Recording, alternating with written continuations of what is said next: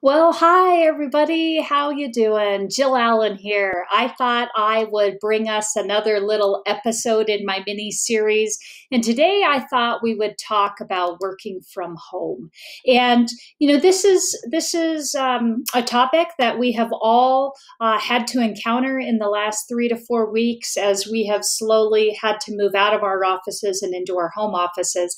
And I thought, this would just be a good topic to talk about. My team specifically, we moved into a virtual office about 9 months ago, and we've learned some tips and some tools that we use as we work from home. And so I thought, you know what, I will share it with my audience.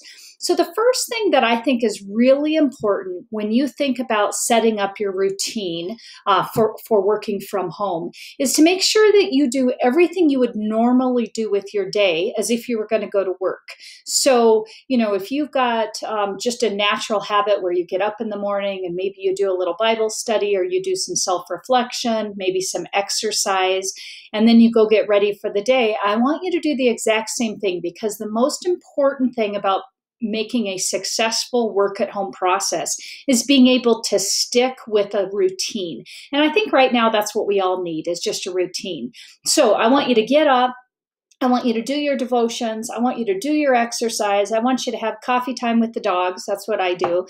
And then I want you to get showered, get up, get dressed, actually put on your makeup if you're a woman, eat your breakfast, and just be ready mentally to go start your day. One of the things we definitely learned in our business as we have went along is PJs hurt your productivity. And I know it's easy to get in the habit of just, lounging around in your sleep pants or, your tank tops or whatever. And not to say that some days you can't do that. But if you really want to work on having a good productive day for the amount of time that you're going to spend in your office during your work day, I definitely suggest that you do just like we would if we were going into an office, get up and get dressed for success. So put on something that makes you feel productive versus makes you feel a little bit lazy and lethargic, okay? And then I think that really will help you get into work mode. The next thing I want you to do is make sure that you are staying connected. One of the things that myself and my team do is we have a virtual team meeting every week. It's a mandatory meeting. We do a book review. We actually use a book. Let's see if I can find it here. We go through this book here, and this is just kind of a fun one where it's almost like a little team group exercise that we do every week, where we go through that. And then throughout our week, after we do our meeting, we use, I know there's a lot of people that will use Slack. We actually are all on Macs, so we use our instant messaging throughout the day. We also have a chain through notes that we use just to help us stay connected.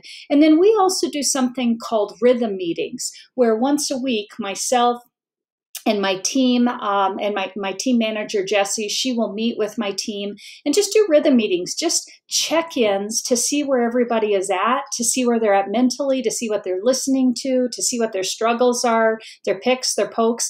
And I just have really felt like this has been a huge success for our team in keeping us stay connected. Now, the next thing we do is I think it's really important to have some of those, what I was calling break room moments. So sometimes, even though you're working hard, sometimes you just need to send out a funny meme in your chat thread, or, there are different things that come up that if you were in an office, you would talk to somebody about. But sometimes when we're sitting in our virtual offices, it can feel super isolating.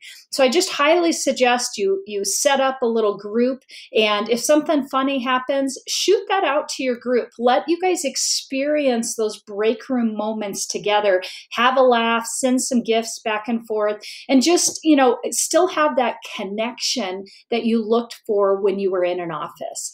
The next thing is, look for ways to train together as an office. Now more than ever, we've got virtual concerts and we've got virtual training sessions. Why not set up some times for you and your team, if your team is still working, to actually just get together and do a group learning event? There are so many things out there right now that's just literally at our virtual fingertips.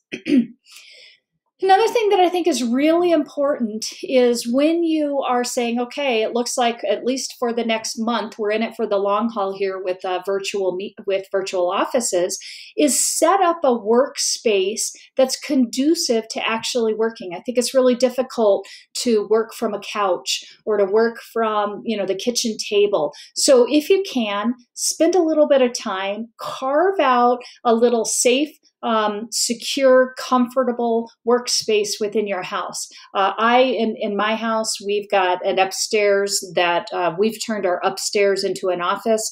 And so, I've got a whole room dedicated just to my virtual office. It's got everything that I need to be productive, to work in a quiet environment when I need to. I can see my desk actually looks straight out a huge window. And that just, it makes me feel good to look out and watch the birds and open up my window and feel fresh air. So do what you can to give yourself a comfortable place to work that makes you feel productive. Again, I think locking yourself away down in a basement in a dark room probably is not going to feel very conducive to working unless that's your only space to work in. Another thing I think is really important is minimize your distractions. I've got dogs in my house, and when somebody comes and rings the doorbell, if somebody's dropping off something or whatnot, that can be super distracting.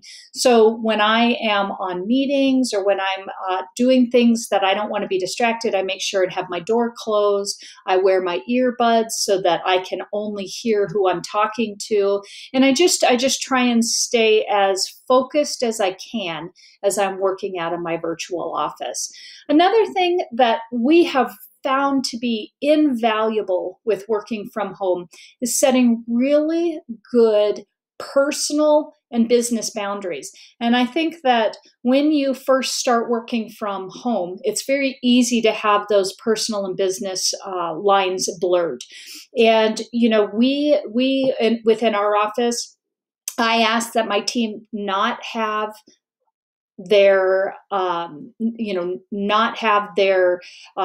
phones, their calendars hooked up to their phones. So when they leave their office, they're done for the day. They aren't looking at what's going on a personal level in the business. And I think that that's really important. So if you say, hey, today I'm going to work 4 hours a day or 6 hours a day, you go up, you put your time in, and then you leave everything there. And if you're going to get on your phone and get on your Facebook and do personal stuff, that's fine. But business should be business and home should be home.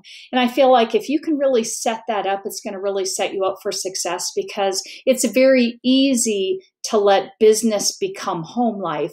And all of a sudden you go from 8-9 hour days to 12 and 15-hour days because you cannot stay away from work. So again, set really good personal and work boundaries. Another thing that I think has been super helpful for my team, and I hope will be helpful for you, is assign yourself projects and deadlines. I feel like sometimes when we're working from home, especially if we don't have a lot of other, people pulling at us, we can kind of get down a rabbit hole sometimes with our projects. So, it's just like the way I train in offices with teams, in some of our jobs, our treatment coordinator jobs and our financial coordinator jobs, our jobs are never finished. I mean, they just, we'll never have returned the last phone call or did the last follow-up call. So sometimes we just have to set times or blocks in our schedule. So I suggest looking at your calendar and pre-planning what you're going to do at each time of the day so that when you get done with your day, you can feel very accomplished.